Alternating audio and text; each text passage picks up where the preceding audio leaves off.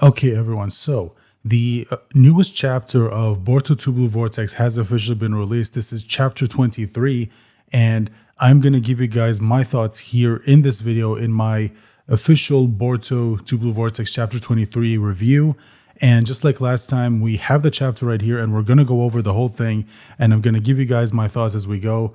And I'm going to sort of go back to doing these types of reviews where it's more so me just, talking to the microphone and just giving you guys my thoughts, as they come to me, as opposed to what I've been doing for a while where I actually script my review and I actually, sit down, record and edit the whole thing. I'm basically going back to how I used to do reviews for a little bit, just because I want to see which one is a little bit better, or which one do you guys prefer? Do you prefer this type of review that I do, or would you want me to go back to what I used to do, where I actually, like I said, I scripted and I, recorded and edited and everything.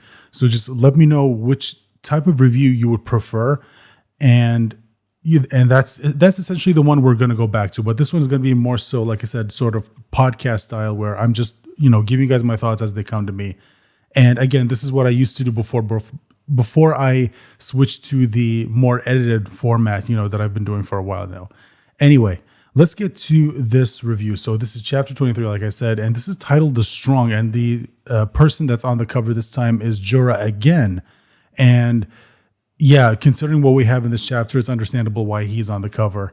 So the chapter starts with Mitsuki, and we see that he's taking care of the claw grimes, and Konohamaru has made his way to Mitsuki. And we find out that Oreya basically took Yodo, and they both went to the tree that's holding Shinki. So it is seemingly setting up that Shinki is going to be back into the story, that Ryu apparently is gone, and it seems like Shinki, like I said, is going to be back in the story. Now, again, that's just what it seems like it's setting up for now. Whether the story is going to essentially pull, a swerve on us, we don't know. We'll obviously have to wait and see what happens. But I do find it interesting that he said that he was taking Yoda with him. Now, on one hand, it is understandable because he doesn't just want to, leave her there. He wants to take her with him and probably explain to Shinki, if he does release him from the tree, what happened and how Yodo sacrificed her life to save him.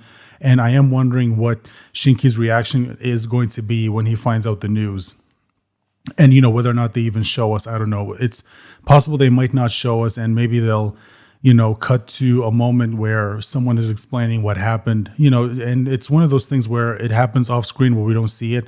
And who knows, maybe when the anime eventually gets to this point, we'll actually see it. They'll actually show us. But, anyway, moving on. And then we get to a moment where Mitsuki is asking Konohamaru if, whether or not they can actually go back up Jura or go back up Boruto in his fight against Jura. And Konohamaru's just stopping him right then and there, which obviously is a smart thing, because if they both go there, not only are they going to be a liability to Boruto, but they'll very likely get themselves killed, because if Boruto can't do anything against Jura, then these two absolutely cannot do anything against Jura. Now, obviously, this isn't a knock against them and their skills. It's just that Jura is way, way, way far above them. Like, he is way above their pay grade. You know what I mean? Like, they cannot handle this. And then we cut to Boruto and Jura, and we find out that the attack that Jura used on Boruto earlier, before he, attacked him with Uzuhiko, it actually managed to pierce Boruto, and now he actually has a hole in his gut and he is bleeding. So obviously this is not good. Now, Boruto does confirm it didn't hit anything vital, but the wound is still deep. And obviously, any type of stab wound you have is going to be absolutely bad for you. Whether it actually hits any of your internal organs or anything vital doesn't matter. A stab wound is still a stab wound, and you are going to continuously bleed until you get that taken care of. And Jura then, at that moment, decides to fire a Biju bomb, but Boruto manages to, teleport out of there. Either he teleported out of there or he managed to fly out of the way. It's not really clear, if I'm being honest, but just based on how it looks, I'm guessing he teleported out of there. And this is where Jura gives us some information, where he talks about the drawbacks of his ability. He talks about how he basically realized that the drawback is the preparation that it takes for the Biju bomb, and that the amount of time it takes to prepare is giving his opponent, in this case Boruto, time to move because it makes them realize what's about to happen. And he also goes on to confirm that he has two different types of Biju bomb attacks. So he talks about how he has one for long distance, which is the sniping attack that we saw him use before. And then there's the one for close range, which is the one that causes the big explosion that we saw him use against Himawari, and we see him use all throughout this fight. And he's wondering which of the two is going to be best against an opponent like Boruto. And then we see him fly towards him and fire another Biju bomb, and he keeps firing more and more against Boruto, but Boruto is dodging them. He throws a kunai at Jura. Jura tries to, hit it away with another Biju bomb, but it turns into Boruto, and he uses the sword to try and attack him, try to catch him off guard. Basically, it's a lot like the attack that Sasuke used in his and Naruto's fight against Jigen.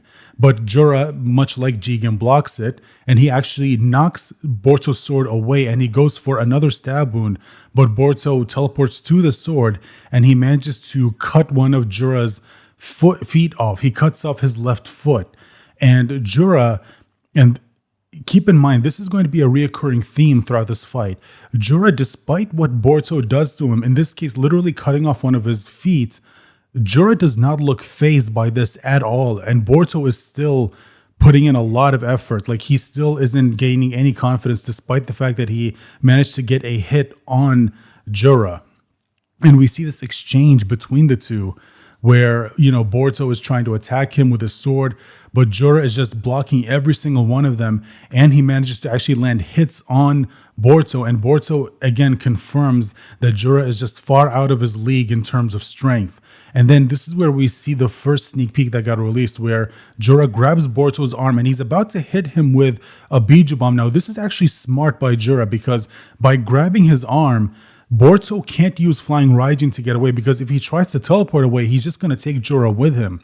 So Boruto can't use Flying Raijin in this moment right here. And this is actually a weakness of Flying Raijin, because if you use it in the style that Boruto's been using it, where he teleports, from one place to another in the battlefield, especially when he likes to teleport towards you and then away from you, if you grab onto him, then he can't do that, because wherever he teleports away from, or wherever he teleports to, he's just going to take Jura with him. But this is where we see him use the purple lightning to get Jura to let go for just a second. That gives Boruto the opportunity he needs to gain some distance. Now, I predicted that this was going to happen in the video that I did where I covered the first sneak peek, and it seems like, yeah, that is indeed what ended up happening. And here is where we see Jura make the comment that Boruto's movements are getting slower and slower, which is understandable because, again, as I said in the video where I covered the spoilers, the thing about, or no, I think it was the video where I covered the first sneak peek for the chapter. Essentially, Boruto throughout this entire fight has been using jutsus that require a lot of chakra. And the thing about it is, even if you are someone who does have a high chakra volume, you still want to use abilities like those sparingly, because if you keep spamming them, then it is going to drastically reduce your chakra reserves. And remember, we saw that with Himawari. Himawari, who was using Kurama's power. Now, Kurama, we all know, has a lot of chakra. Out of all the tailed beasts, he is the one that has the most chakra, and Himawari had the full nine tails. She had all of Kurama. She didn't have one half of Kurama like Naruto did throughout most of the story. And yet, despite that, she still ran out of chakra, because Jura noted that every time he damaged Himawari, Kurama's power would be used to heal her. And he said that action of constantly healing her wounds uses up a ton of chakra, and she ran out of it very, very quickly.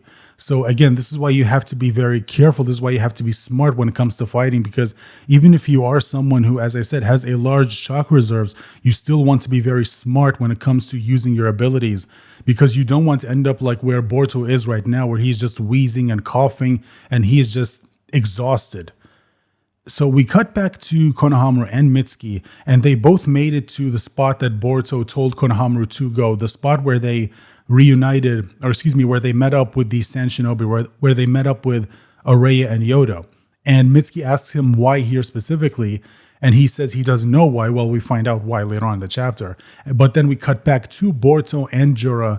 And Jura manages to land a solid hit against Boruto. Like he knees him right in the jaw and then goes to punch his gut. And we see Boruto try to block it, but he's just not fast enough. And he knocks him right into the ground. And I'm not going to lie, guys, the way this fight is structured, or the way this sequence was structured in the manga, in the actual chapter, it is just very well done. And again, you can see the Dragon Ball influences, because this does feel like what we would see in the Dragon Ball manga from Toriyama, how he structures fights in his story, especially when he introduced flying in Dragon Ball. Like this feels like something you would see in Dragon Ball. So he knocks him to the ground, fires a Biju bomb. Boruto again manages to get away. This time he does fly away because he's in the air, and obviously none of his markers would be up in the air because, none of them can fly. They're just metallic objects. So this time I think we can't say he didn't need fly, but obviously it looks like Jura anticipated that, and he immediately appears right behind Boruto, and he basically sees Boruto try to attack him. And he manages to block Boruto's attack, and it looks like, no, it doesn't look like, no, it did chip Boruto's sword. So it does look like it might break. Now, I don't know whether it will, but that's what it looks like. And then Boruto, of course, sees what happened, and he's taken, by surprise. And then Jura uses that moment to kick Boruto away. And this effectively knocks Boruto out for at least a moment. So this is why, again, against an opponent like Jura, you can't afford to let your guard down for even a moment, because Jura will take advantage of it. And then we cut to Ada and Kashin Koji, and Ada basically shuts off her Senrigan because she says that she doesn't want to see Boruto get killed. And this is where we get probably one of the biggest surprises in the chapter, or in the story so far, where Kashin Koji reveals that he is getting an update from his 10 Directions ability. And we actually get to see the ability work in real time. And we see the new visions that Kashin Koji is looking at. And we have them right here. Now, this is interesting. So just to break these down a little bit. So they're not super detailed, but one of them, I swear, looks like Inojin in the hideout that Kashin Koji is in. And one of them looks like Jura, and he's got his right eye covered, which we do see, again, we see a more detailed version of that in the next page. But we also see Boruto knocked out, which is what's happening currently. But we also see Himawari. Now, this is interesting because in the previous times that we've seen Kashin Koji use his ability, Himawari has never showed up in any of them. But now she does, which tells us that she is going to play a part in this story, which I think a lot of us, again, predicted, because you don't introduce Himawari as being Jura's target and then not do anything with it. But yeah, we go to the next page, and this is where he is seeing Jura, and he's covering his right eye. And obviously, if we move forward, we know why that's the case. And Ada is just confused as to what's going on, because Kashin Koji is not responding, but she does predict that he is getting another vision of the future. And she's asking him to basically tell her what's going on. But obviously, he can't tell her because he's being told currently by the power. And Jura looks at Boruto, and he's a little bit surprised that Boruto is even still alive, and basically also comments that it's also expected of an Otsutsuki, they're not very easy to kill. And he also comments on how even unconscious, Boruto is still holding on to Sasuke's sword, basically the same as Sasuke when he got taken out by the Clawgrams and sealed into the tree. Sasuke still held on to his sword. And yeah, just showing again that he is indeed Sasuke's student. And then Jura is just about to finish off Boruto, just like Kashin Koji predicted in the visions that he saw. But this is where we get the big surprise of the chapter. Jura gets a chakra rod, or a chakra staff, through the back of his head and through his right eye. So his right Rinnegan is gone. It's destroyed. And then we get to the next page, and we see it is indeed Kawaki. And Jura looks back, and he sees him, and Kawaki makes a comment that if this isn't enough to kill you, then man, you really are a monster. And you know what, dude? He is not wrong, because just like before, Jura, despite having a staff go through the back of his skull and through his eye, and his eye even being destroyed, Jura still looks completely unfazed. I mean, this is honestly crazy. Now, I'll talk more about that when we get to the end of the chapter, because we do need to talk about that. And who knows, maybe I'll make a video just giving my thoughts on that specifically, because I do have some stuff I want to say about this. And then we cut back to Ada, and she's using her Senrigan again, and she sees Kawaki is there. So let's talk about this for a moment. Let's talk about Kawaki being here. So Kawaki being here means that obviously Amado did what Kawaki asked him to do, which is to remove his limiters and possibly anything else that Amado did to increase Kawaki's attack power, which means now we have a Kawaki that is unlimited. He has access to all of Ishiki's power and, like I said, whatever other bonuses that Amado gave him.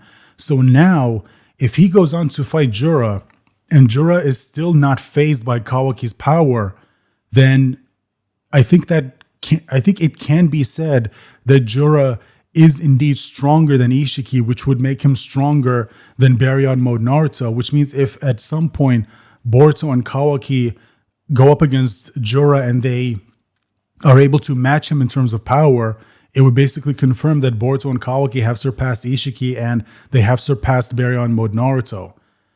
So we cut back to, like I said, we cut back to Ada and Koji, and we see Koji again looking at the future. Now we do see some more images, and we do definitely need to talk about this. So in the back, we see something that looks like the top of Damon's head, because in the next picture, we also see that it's Momushi. So I'm guessing this has something to do with Momushi going after his target, which is Ada. And obviously you can't go after Ada without dealing with Damon. So I'm wondering if this is them telling us that, yeah, this fight is indeed going to happen. Which, again, I don't think any of us are surprised because they set that up, a while ago. But then in the next set of images in front of that, we see Jura, Hidari, and Sarada. Now, Jura looks like he's back in the tree dimension. And if you focus in, you see that Jura's eye isn't bleeding. His right eye isn't bleeding. And this is important because later on in the chapter, we see that he's bleeding from his right eye, which is understandable because he lost his eye. So obviously it is going to bleed, just like we've seen from other characters who have, lost their eye. We see that there's always like blood, dripping from that location, which, makes sense. But in the next picture, we see Hidari, and right next to him is Sarada. Now, Sarada looks like she has her Mangekyo Sharingan active. So I'm wondering if this is telling us about a future fight between Hidari and Sarada. But what's interesting is that Hidari looks like he's making the same gesture that Sasuke always did whenever he talks to Sarada or whenever he tells her goodbye. Basically, he's doing to her what Itachi did to him when they were children. And then, of course, what Itachi did right before he died.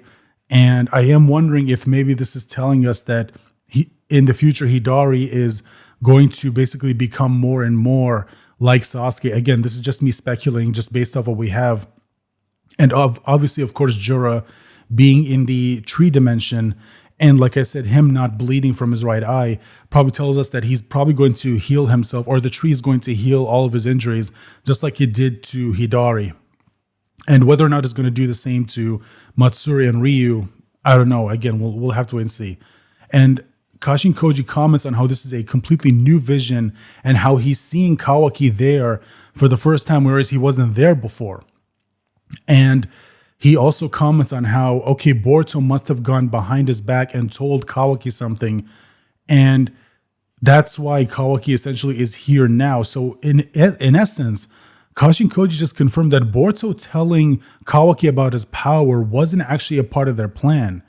And I am wondering what exactly is Boruto's plans, because if he didn't tell him about this, then did he also not tell them or not tell Kashin Koji about his plan to have Mitsuki Konohamaru with Sarada go to the place where they were before? And I'm wondering like what exactly isn't, happening here.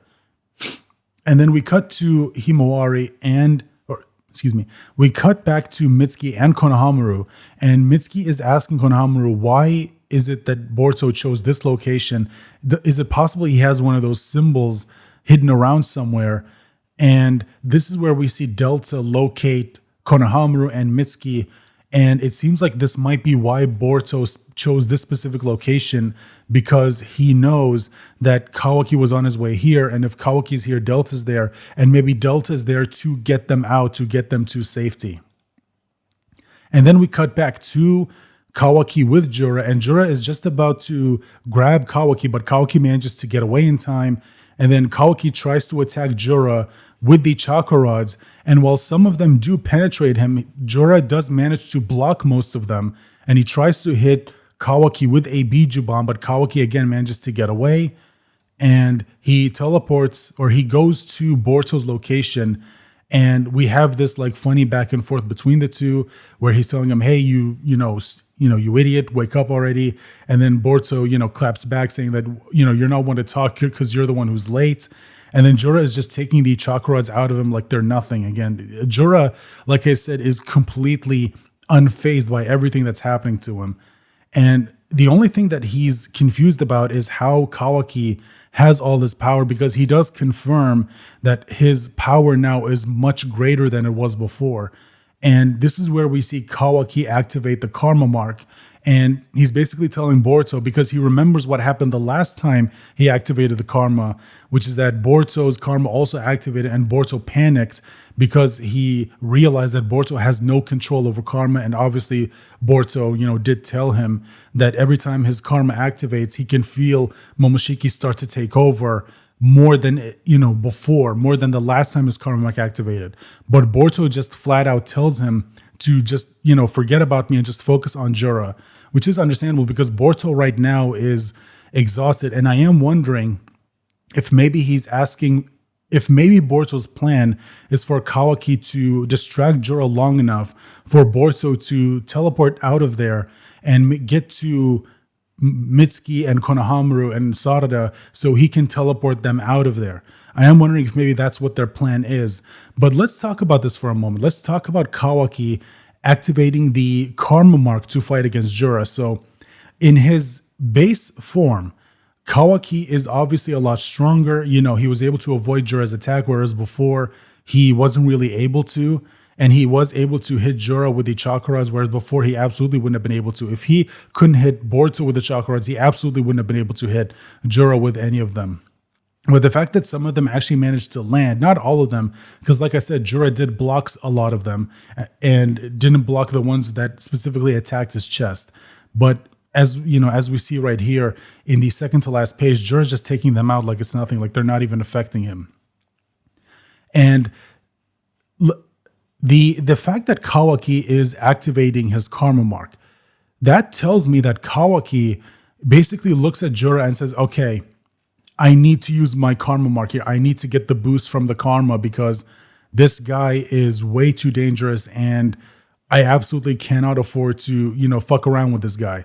I need to take this guy seriously, which tells us that Jura, again, we need to probably, start leaning to the fact that Jura might actually surpass Ishiki, the fact that Jura might actually surpass Baryon Mode Naruto. And again, I know while there may be a lot of people out there who might not like that, it honestly would not be anything new for any shonen series. I mean, shonen series have been doing that for a while now. For example, look at Dragon Ball, right? And I use Dragon Ball because, again, if you read Boruto, you can see the clear influences, not just in the art style, but even in some of the story. You can tell a lot of it is inspired by what we got in the Dragon Ball manga, specifically the Artificial Humans arc, and maybe even a little bit of the Buu arc if you look at the Awakened Shinju and all of that. And, them gaining humanity, much like how Buu eventually gained humanity but then lost it because of, an incident. And I am wondering if maybe that's also going to happen here with Jura and the other Awakened Shinju. Now, the other thing that I do want to talk about, and this is something that I actually haven't seen a lot of people talk about, which is Kawaki's new design. And, well, okay, not that they're not mentioning it, but not mentioning it at least in as much detail as I probably would like to see people do. Because if you look at his, new design, it does look very similar to his design from the first chapter of Boruto Naruto Next Generations, or the first episode of the Boruto anime. Now, it's not exactly the same, but it is pretty similar, but there are obviously some details, here that do definitely stand out. For example, he has the leaf headband on his belt, whereas before he didn't have that. And I don't think, he didn't have that on him, but now he has the leaf headband on his belt. And I do wonder if maybe this is going to be important, because I think I remember Ikimoto saying that when it comes to the character designs, every detail is there on purpose. Like, it's not just there just, to be there. But something else that I did notice is, if you look at Kawaki's pants, he actually has what looks like the Uchiha symbol there. And I am wondering why that's the case. Why does he have the Uchiha symbol right there on his pants? And I am wondering, like, what's possibly being set up here? What's being set up here that he has their logo right here? I mean, it's not exactly the same as the Uchiha logo that we saw in the in the Naruto manga, but it is similar to how it looks now. It's similar to how Sarada's looks currently, if I remember correctly. Again, because the symbol, if I remember, did kind of change a little bit, but it is still like overall similar to what it looked like in the Naruto manga. But I am wondering why this is here, or maybe it just looks like it, but it's actually something else, and I could be wrong. Because let me see if I can find another angle of it. And no, it basically looks similar, unless this is something else that I'm not remembering. But it does look like the Uchiha symbol, and if it is the Uchiha symbol, again, why is that? Again, this wasn't here by accident. This wasn't here just to have it here. There is a reason for that. Just like how we ended up finding out the reason why Boruto had all of those medallions, on him. We find out the actual reason for that is because it's connected to him using Flying Raijin. So I'm wondering if that's going to be important later on in the story.